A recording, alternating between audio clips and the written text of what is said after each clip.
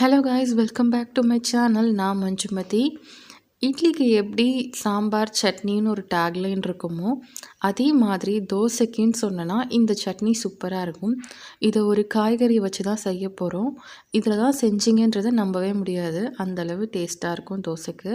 இதுக்கு நான் 2 ஸ்பூன் அளவு எண்ணெய் ஊற்றி 1/2 ஸ்பூன் உளுந்தம்பருப்பு, 1/2 ஸ்பூன் கடலப்பருப்பு போட்டு நிறம் மாறுற வரைக்கும் நல்லா வறுத்துக்கிறேன். நிறம் மாறினதுக்கப்புறம் தனியாக எடுத்து வச்சிடுறேன். அந்த எண்ணெய் அப்படியே இருக்கட்டும்.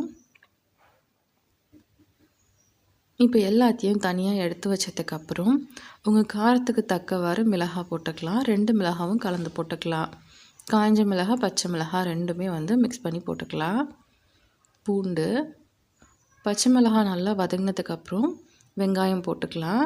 நான் ஒரு பெரிய சைஸ் வெங்காயத்தை கட் பண்ணி வச்சுருக்கேன். வெங்காயம் நல்லா நிறம் மாறட்டும். மாறினதுக்கப்புறம் புளி போட்டுக்கலாங்க.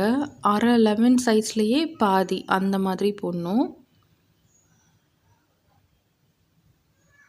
போட்டுட்டு நல்லா வதக்கிக்கலாம். நல்லா வதங்கினதுக்கப்புறம் ஒரு பழுத்த தக்காளி எடுத்துக்கோங்க.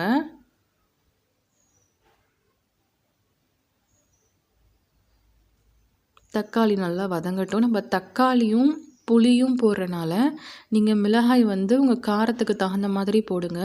இந்த சட்னியில் லைட்டாக புளிப்பும் நல்ல காரமாக இருந்தால் செம டேஸ்ட்டாக இருக்கும். எல்லாம் நல்லா வதங்கினதுக்கப்புறம் கத்திரிக்காவை இந்த மாதிரி சின்ன சின்னதாக கட் பண்ணி வச்சுருக்கேன். அதையும் போட்டுக்கலாம். கத்திரிக்காய் நல்லா வதங்கணுன்றதுக்காக உப்பையும் நம்ம ஆட் பண்ணிக்கலாம். கத்திரிக்காய் ஒரு 60% இதுலேயே நல்லாவே வெந்துடணும். இப்போ நல்லாவே வெந்துருச்சு. இப்போ நான் ஃப்ளேமை ஆஃப் பண்ணிவிட்டு, ஆஃப் பண்ணதுக்கப்புறம் இதில் ஒரு 5 ஸ்பூன் அளவு தேங்காய் இருக்கும். அதையும் போட்டுட்டு நம்ம எடுத்து வச்சுருக்கோம் இல்லையா கடலப்பருப்பு, உளுத்தம்பருப்பு, அதையும் போட்டுட்டு நல்லா மிக்ஸ் பண்ணி ஆறுனதுக்கப்புறம் அரைச்சிட்டு வந்துடுங்க.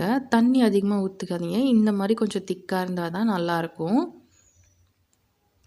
இதில் ஆஸ் யூஷுவல் ஒரு தாளிப்பு கொடுத்துடலாம். கடுகு, கருவேப்பிலை போட்டுட்டு கண்டிப்பாக இதை ட்ரை பண்ணி பாருங்கள். குறிப்பாக தோசைக்கு ரொம்பவே டேஸ்ட்டாக இருக்கும்.